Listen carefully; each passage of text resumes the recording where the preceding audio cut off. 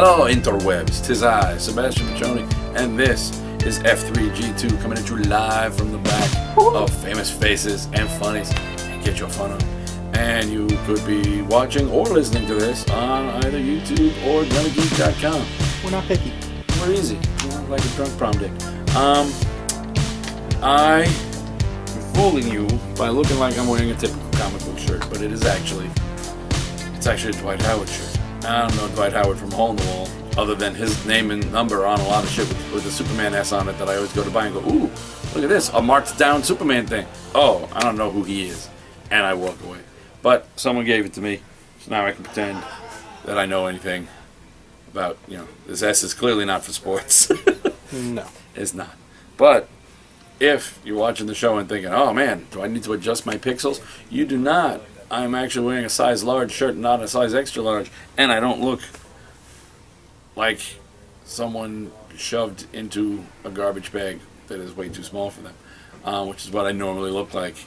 So yes, clearly I've been losing weight, and you don't need to fix your, you don't need to fix your computer. We're good. We're good. I'm shrinking. It's not really that noticeable. That's why I have to point it out to you. Alright, let's get started. Hey, worst case scenario, you become the Atom. It's always possible. I would want the Atom's power if I could only shrink or grow. Yeah.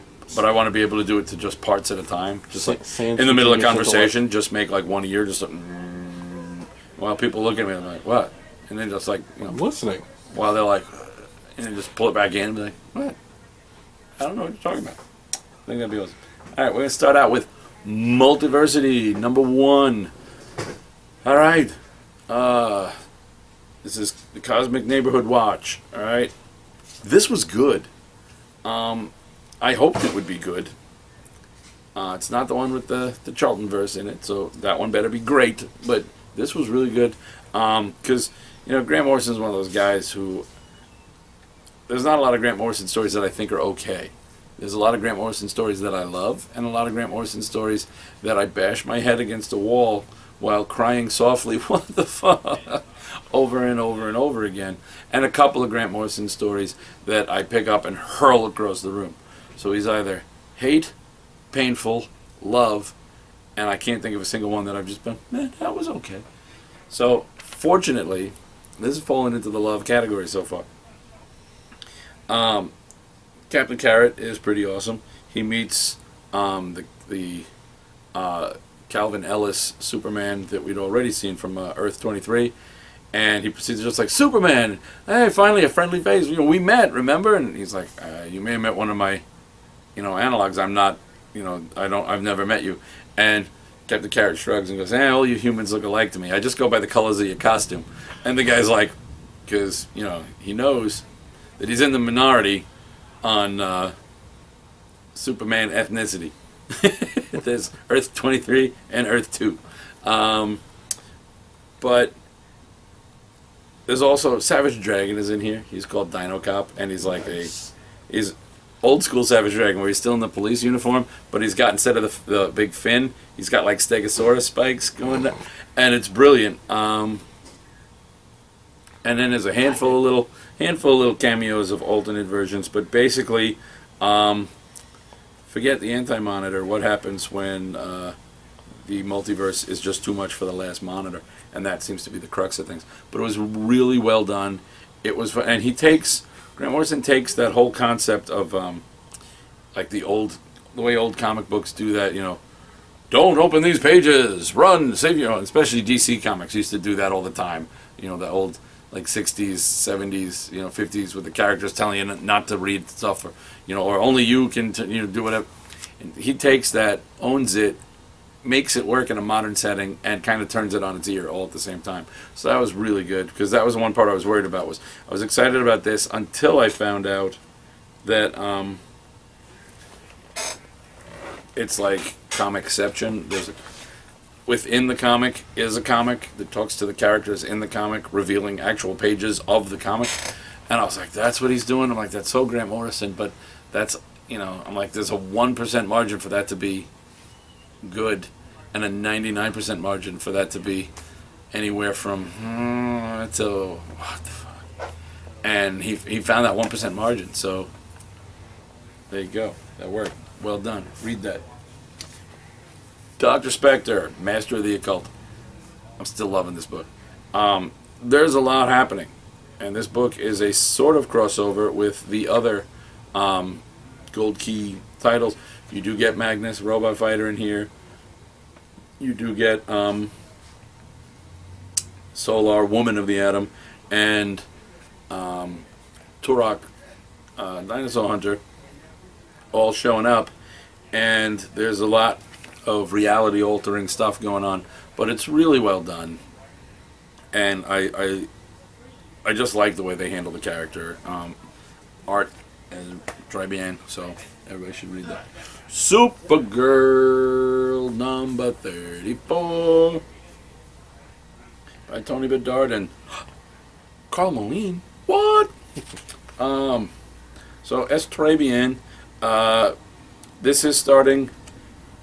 Supergirl and Batgirl are going through a little bit of an upheaval of let's get them to be not so angsty. Last week I talked about how Gail Simone did a great setup for what the new people are going to do. So I don't know how well or bad the new people are going to handle it, but Gail Simone did the impossible of bridging that. How are we going to go from all that darkness in Batgirl right now to this sunshiny new Batgirl?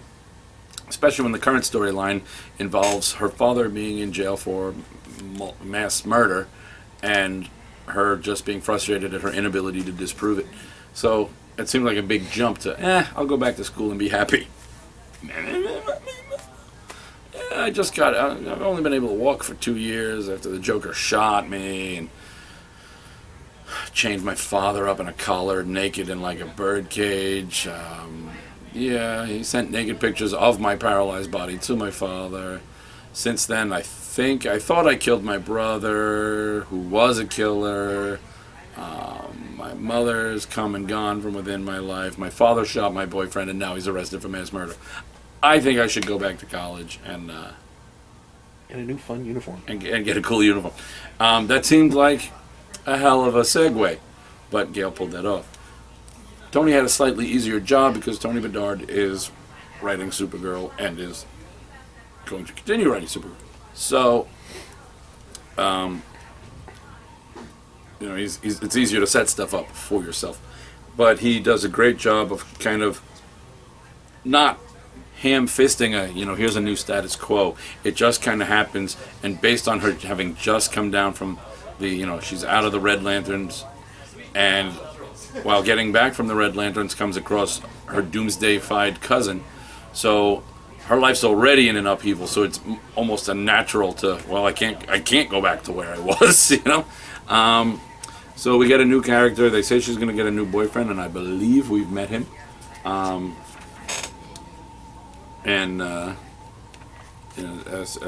Trabian, Carl's artwork is, as always, gorgeous. I will say, though, I was slightly disappointed.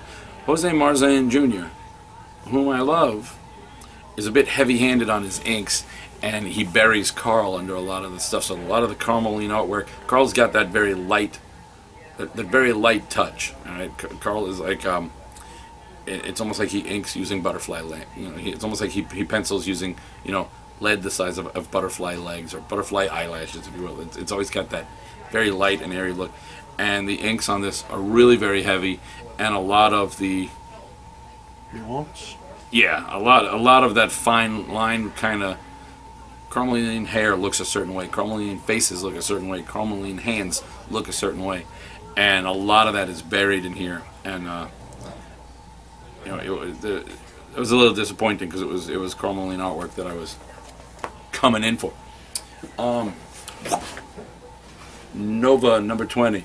Nova. Sam found out some bad things about his dad in the last issue.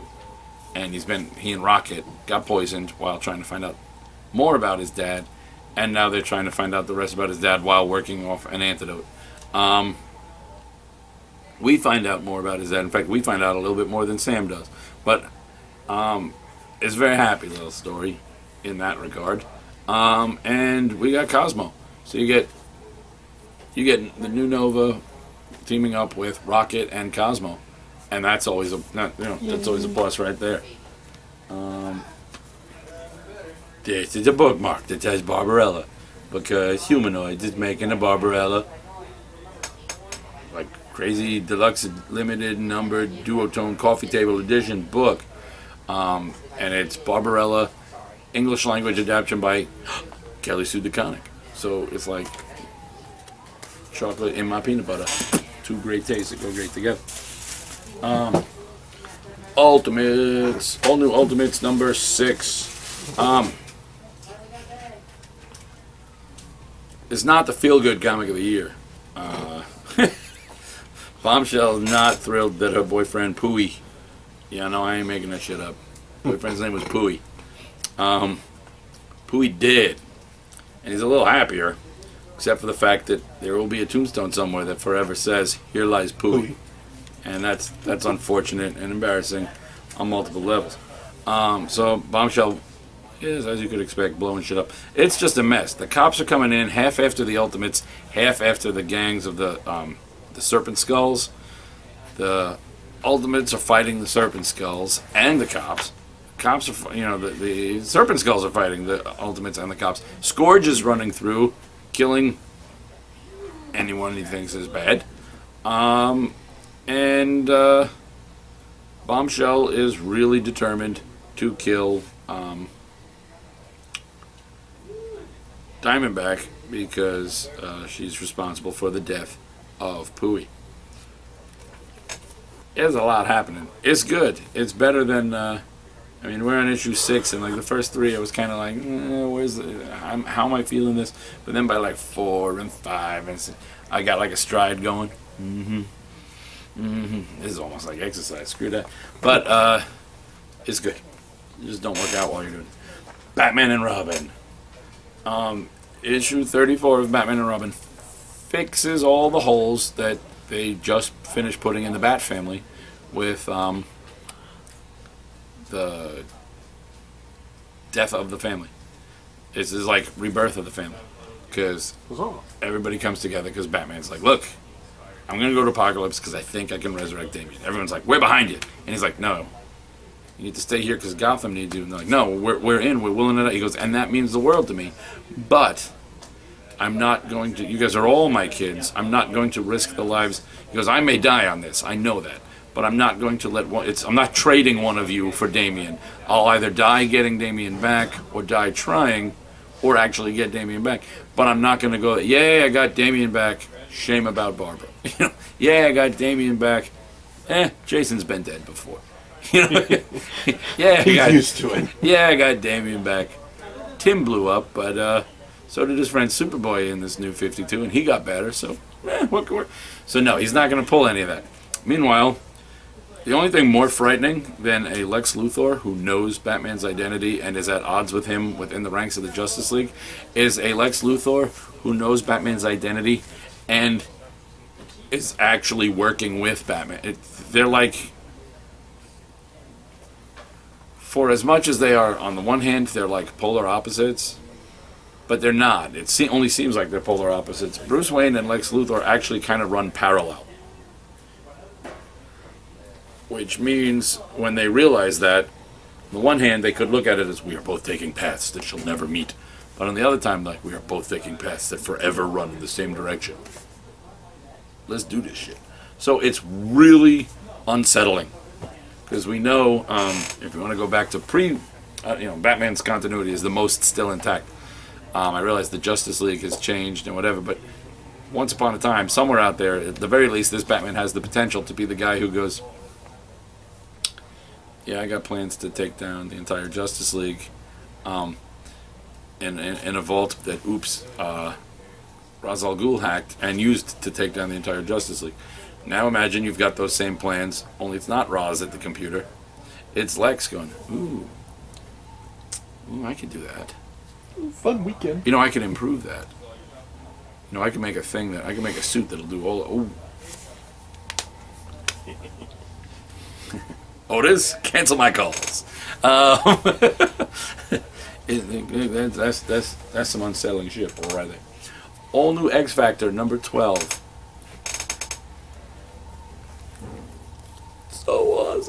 love this book. Thank you, Peter David, for existing. That's my review. I want to hug this book. I want this book to be. Yeah, I want this book to be. I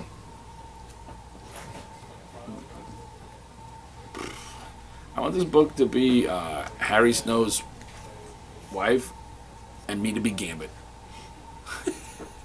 Which, if you read the book, you know, let's get it on, and they do. But this book is so good, and this is the book. I was trying to think earlier this morning. I'm like, I knew there was a book that the end actually got. You know, there was. I get so emotional, comic. Every time I read you, I knew that there was a comic that did that. And it was this one, because Peter David does some Quicksilver stuff. One of the people that Quicksilver kind of tried to restore powers with Terrigen Mists when he went kind of nuts, comes forth and goes, "He's not a hero." They're having a press conference, and she's like, "He's not a hero. He killed all my friends. He kicked all my asses. You know, he's a villain. He started out a villain, that's all he'll ever be." And Quicksilver, in a rare, non-Quicksilvery moment, says, she's absolutely right. If anybody wants to press charges, you know where to find me. I'm going to be in my room. He's like, too many people don't take ownership of what they do. And I, who am so arrogant that I always think I'm better than everyone, realize I'm doing the same shit that I can't stand in other people. So this is all on me. And it's like, but that's not even the moment. There's a moment at the end. I'll do it. We'll do the spoiler in 3, 2, 1. His daughter shows up. Luna, his daughter from Crystal of the Inhumans, shows up. And she forgives him from they had long ago, he was estranged from the family, but she said she'd never respect him again. She shows up for the sole purpose of telling Pietro, "I respect what you did," and she goes, "Remember when I said I would never, forgive anything you ever did, I would never respect you?" She's like, "Forget I said that, forget it." And the last panel is just this father-daughter hug and him saying, "Forgotten." And, it's not Pietro's only growth moment. He declines an invitation to go back to the Avengers, because Havoc's had him on here. Havoc's heading one of the Avengers teams, and has had Quicksilver on here to keep tabs on Lorna. And he's like, "I'm not going back. Lorna needs me. This is my place." And Havoc's like, "Come on, it's the Avengers. It's the A team. X Factor will always be a B team." And Pietro's like, "You don't know that." And and then there's this moment. She's like, "Well, your sister, Wanda's there, and she needs you." He goes, "My sister Wanda, who with 3 words, eliminated a race. She doesn't need me. She can do fine on her own. You forget I have 2 sisters, and Lorna needs me now. She's more fragile than Wanda." And it was like, some really, really good shit. If you see the words Peter David and X Factor anywhere near each other, buy that book. That's what I'm telling you. Batman Eternal number 20 continues to be good. We have the proof. The proof is now obtained. They have the proof of Gordon's innocence. Whether or not that'll help in the long run, we're not sure. The uneasy Bat Bard Croc alliance pays off, but has some rough spots. And all in all, and we get an origin of the name spoiler for the New 52. It's still. This is how you do a New 52 right. They've done with spoiler what they always say they're going to do, and then completely miss on everything else. They've kept what is the essential. What's the core of this character? And we're going to run with that. Where they always say, we're going to run with what's the core of this character? We're going to run with this. And it's like, that's not the core. But this time they nailed it, and when you nail it, it's good. Future's End. There are no nails here. There are a couple of screws, and they're all loose. Future's End at this point is doing almost nothing for me.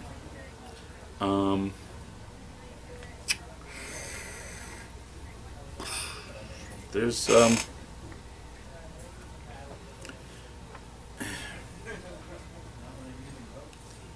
it's doing almost nothing for me.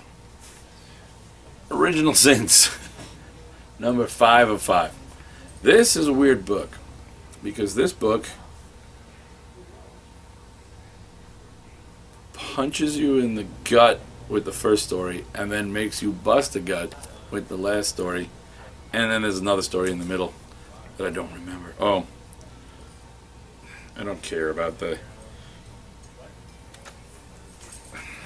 It's a Young Avengers story, but it's the Young Avengers, sort of like the latest series of Young Avengers, and I didn't like that series. So, nah, is what I say to that. The first story deals with old Nick Fury meeting a friend, sorta. Spoilers in 3, 2, 1. Dum Dum Dugan shows up and is like, Nick, it doesn't have to be this way.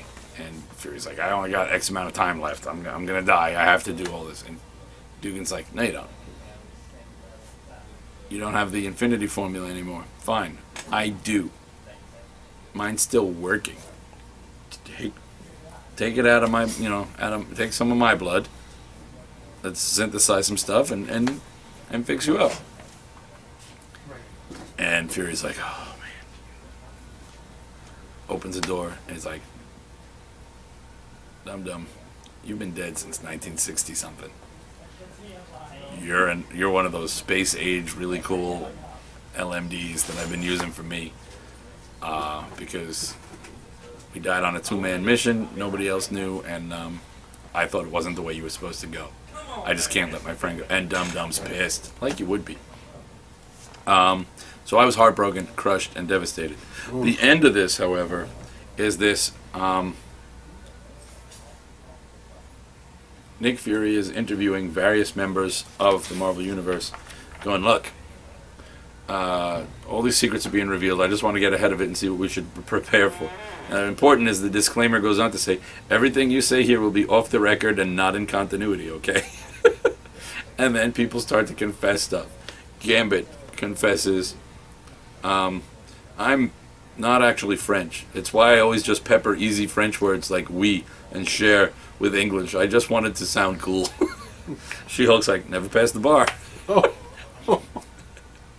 And then it goes on from there, including Black Panther gets 2 panels because he's like, I don't have any secrets. I don't have anything to confess. And they're like, we found these Avril Lavigne CDs in your car, and he's just like, there's some others. The Beasts is possibly the best. Namor gets a 2 panel because he's good, and then there's even the Watcher in a beard. I don't know if I can line that up there. The Watcher the Watcher in a beard and hat saying I faked my death. So just when I thought, I'm like, oh, they broke my heart with the first story. Oh, the second story I don't give a rat's ass about. And then there's this 2 pages of I was LOLing, alright? Speaking of LOLing, Delinquents #1 is so damn good. Archer and Armstrong are on a collision course with Quantum and Woody. With Quantum and Woody, Quantum and Woody have been hired to find the hobo treasure. The hobo treasure, there's a hobo treasure map. It's a map of the United States with all those hobo symbols that they carve in places so they know, whatever.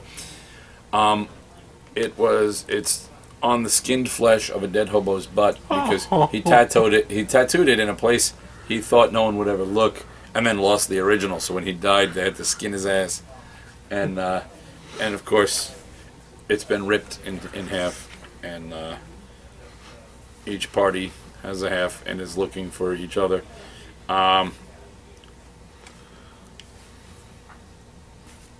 What else do you need? Why are you even watching this? Go to the comic store and buy the Delinquents #1, because Archer and Armstrong and Quantum and Woody each have half of a skinned hobo's ass. A skinned hobo's ass with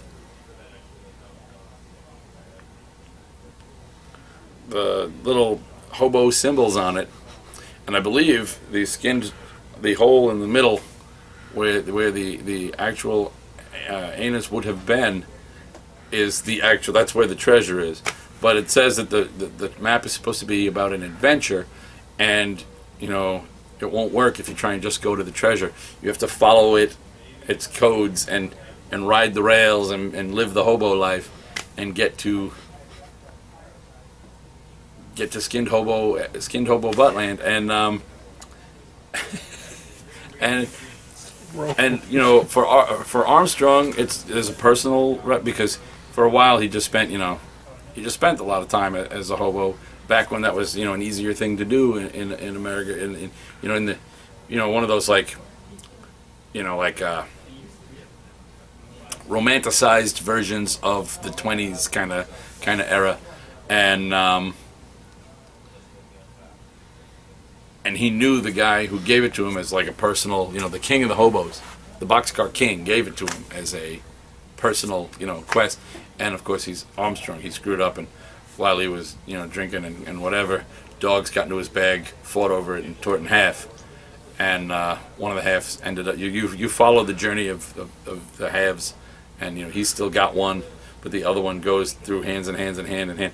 You get to see a great difference between Woodstock in the '60s, where they've got free love and a station set up where you can barter for food, water, this and that, and then you see Woodstock during the more modern concert that they did at Woodstock, where they've got a sign that says no nudity, no PDA, water $10, no outside food allowed, and you get to see the differences between 60s versus now. So it's brilliant. Ghost Rider number 6, all new Ghost Rider. Felipe Smith still writing, but we've got who's on the art here. Damian Scott and inker Robert Campanella on art instead of what the heck is his name? He still did the cover. Trad Moore. I thought that was going to be a huge deterrent, and it is a heartbreak because Trad Moore's art is so good and fit this book so well. But the story is so good and so well done, and the art, it's not bad at all. It's not bad by any stretch of the imagination, but it's not Trad Moore. It's almost like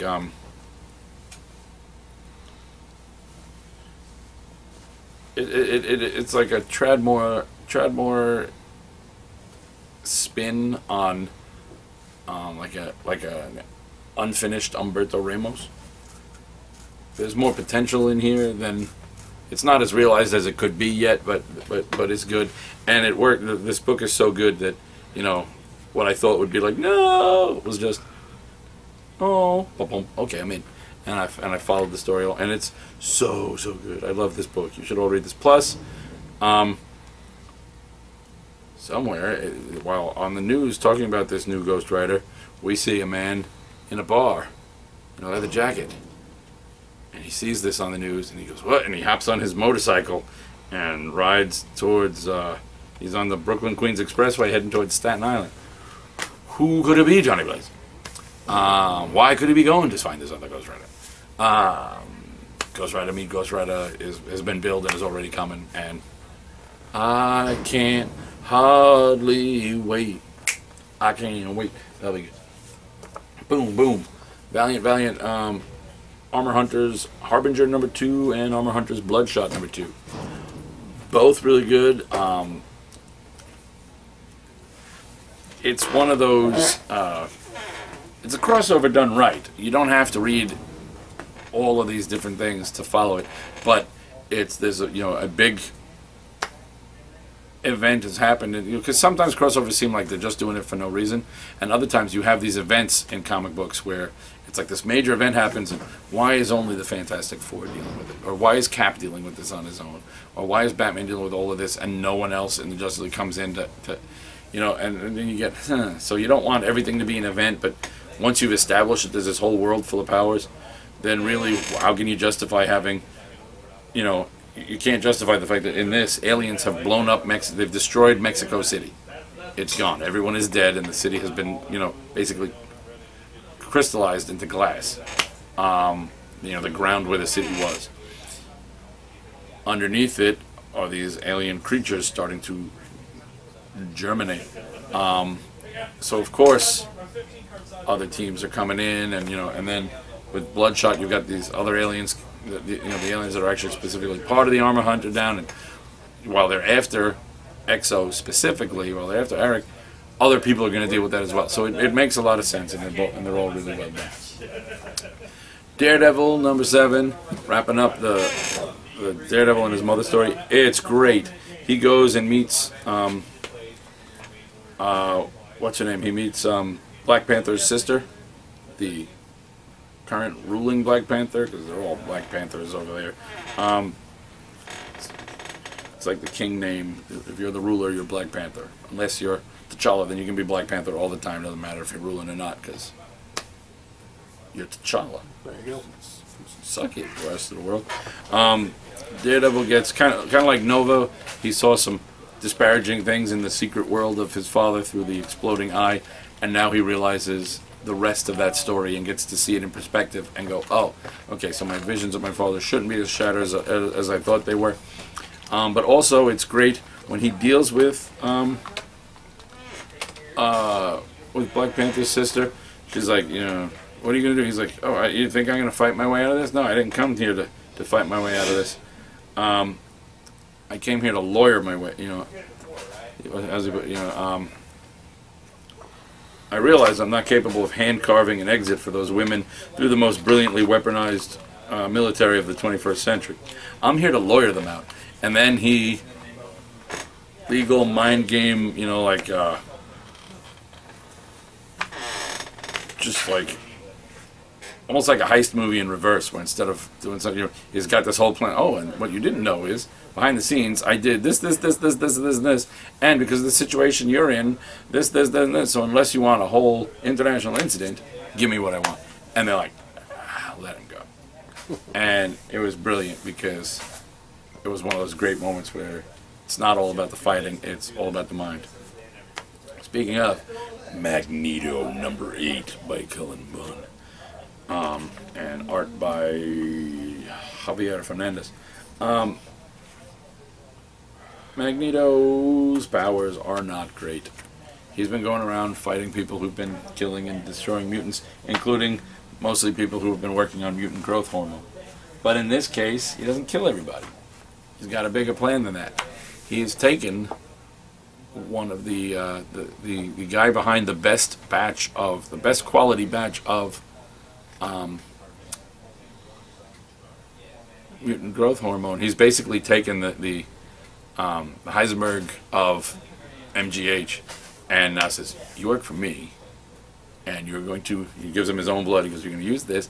Basically, he wants a mutant growth hormone to stabilize his powers so that he can go back to being Magneto, master of magnetism, instead of Magneto, old guy that sweats when he makes metal wobble. Oh man, I'm tired. Whew. Wow. I'ma sit. Hey you X-Men, get off my lawn! That's basically what he's doing right now. You just described yourself as Magneto. Good work.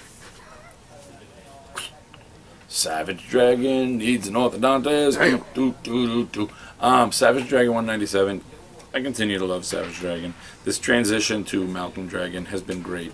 Plus, I don't know what it is about the subtle difference in Malcolm's face from, I guess just Dragon. Did Savage Dragon have a first name? It was Savage. Savage Senior. Yeah. When Dragon, the subtle differences in the features, he just does it. Some of the best artwork Eric Larson does is like, look at that panel of that face. I don't know if I got it right.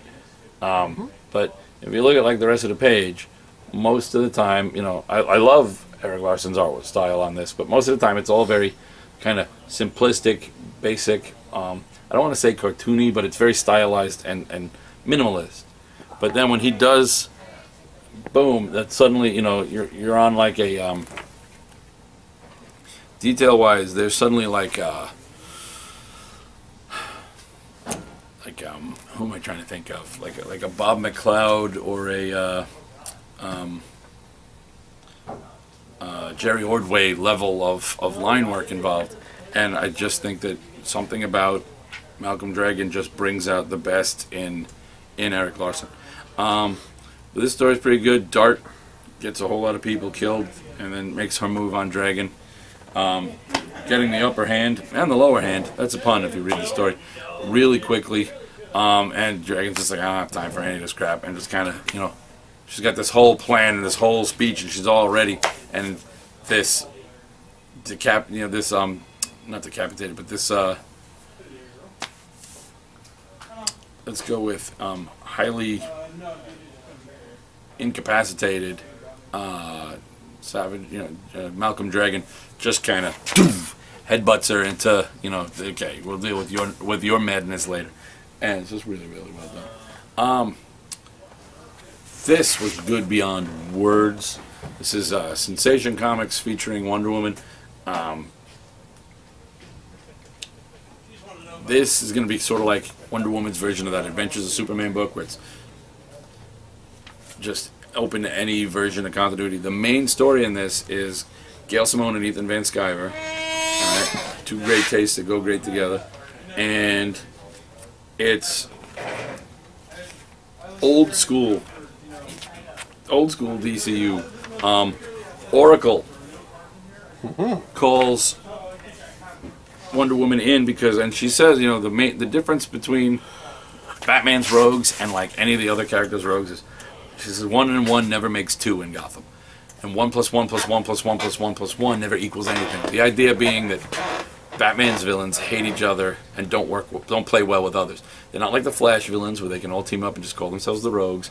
They're not like Superman villains where every now and then Lex will bitch slap him into shape, or Brainiac will be like, and you all work for me, and they all come together right now in Justice League. Boom, boom, boom. Alright, so they all come, Batman's villains are just like a mess. They're just like nuts. They've got their own little, this is what we do. I do this thing, I do that thing, you do the other thing. And that's it. So, for this particular moment, for whatever reason, they're working together as best they can. And Oracle has to call somebody in. And she goes through the list, and it's like, Flash is like too kind-hearted, Green Lantern too cosmic, Superman too noble. And she goes, Batman wouldn't approve of my choice, so Batman doesn't get a vote this time. And she calls in Wonder Woman. And the interplay between Wonder Woman and all of them, but between Joker and Two-Face is really the best part. It's gorgeous to look at. It's a great story. Everybody looks like they really look. It's real Harley Quinn. Yay! They're all just the way they're supposed to be. And it's just a great story. The backup story, the art's a bit, I don't know who Kat Staggs is, but the art is kind of muddy. I don't know if it's colors by John Roche. So I don't know who's at fault for the art is just awfully unclear. But it's a current storyline. Kind of, she looks more like she does in the New 52, and it's her versus Cersei in a story that has kind of a moral at the end. One of those, there's a boy who's like a big Wonder Woman fan, and the other boys are making fun, like, Aiden likes girl stuff, and then Wonder Woman shows up, what's wrong with girl stuff? And they're like, boys are supposed to like boy stuff? And she's like, who the hell says that? And, there's this little growth moment, and then, of course, she kisses the kid on the head, and they all go from ha-ha to, Wonder Woman kissed you! And, they all switch sides. Mighty Avengers continues to be my favorite Avengers book, and the only one I'm actually paying money for. The rest I just read for the reviews. It's such a great lineup, and right now they have to go, and they go to save Blade, and they do, at least for the moment. There's some big shit going on, and you got She-Hulk, Spectrum, White Tiger, the new Power Man, Falcon, Luke Cage, and Blade, Jewel, Luke Cage's wife, and I'm not sure who, and Kalu, who is from the previous Mighty Avengers, the ones that were in like the 60s, 70s with Luke Cage's dad and Blade again, and you know, so there's this whole group going to take care of some unfinished business, and they're kind of outgunned and outmanned. So we'll see how that goes. Ms. Marvel #7, her team up with Wolverine is like the best team up ever, and explains perfectly why Lockjaw is going to be hanging around in in future issues, and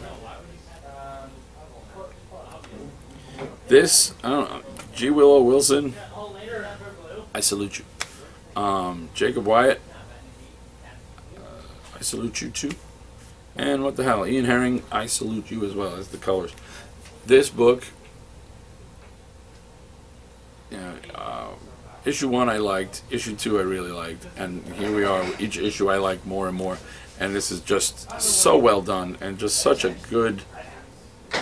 You know, everybody made like, oh, the big deal of the, you know, the ethnicity and religion of the main character, but really, they weren't just talking out their butt when they said that's an aspect of the character, but that's not.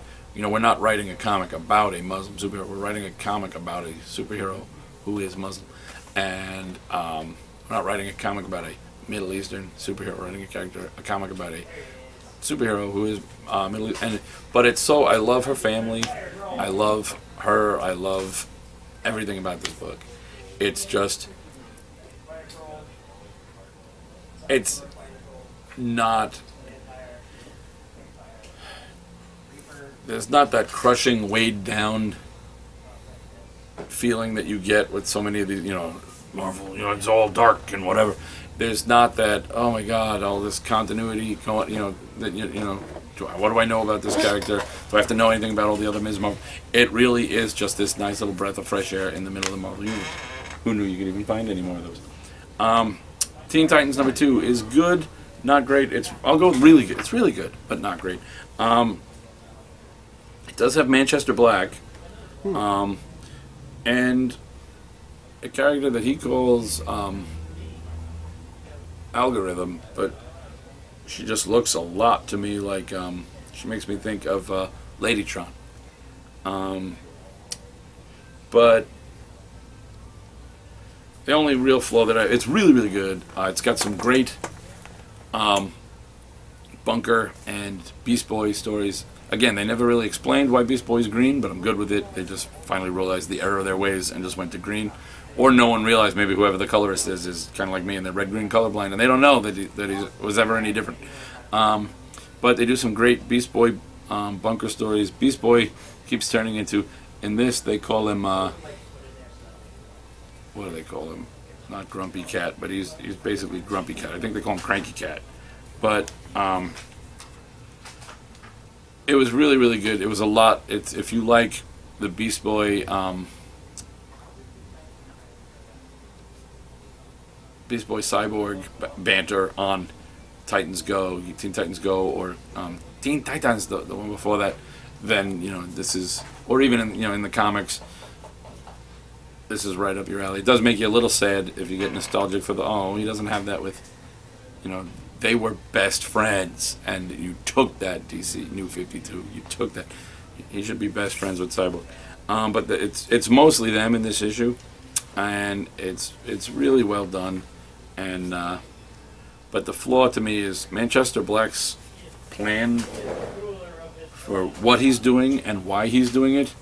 Both seem far more convoluted than they need to be. They just both scream that there's so much of an easier way to get this accomplished than the ridiculousness that he's doing. So, there. Justice Inc. #1 is good. It's it's the Avenger, it's Doc Savage, and it's the Shadow. Justice Inc. Dynamite. It's good. I don't know what to tell you. It's good. Read that. Black Market is good. I think I'm done with it though. It's a 4-issue mini. There's really only 2 left, but I find myself reading it, and it's good, but something about it just doesn't hold me. I don't know how to, and I know that's not really a review, but I can't give you an honest review one way or the other because I know something that I just wasn't hooked and invested in it. So any review I give is going to be biased on my lack of attachment. Skyward, number 9. Number 8 just came out last week. We got number 9. That's like boom, boom. This book is good. It's fun. Kids read comics. That doesn't mean that this is a kiddie book, but it is perfectly safe. This is the book you can read with your whole family. And I gotta know who there's a reveal at the end that they don't reveal till the next. But they reveal everybody's reactions to the reveal, but you don't get the actual reveal. I'm dying for number 10 to get the reveal to see why everybody's, why the people are reacting, or one particular guy is reacting the way he is. I'm at the, see this? See how close I am? You know why? I'm at the edge of my seat. That's why. And I'm also at the edge of my pile. As you can see, there's no comic in my hand. That's it. I will see you, or you'll see me or hear me in a week. Woo!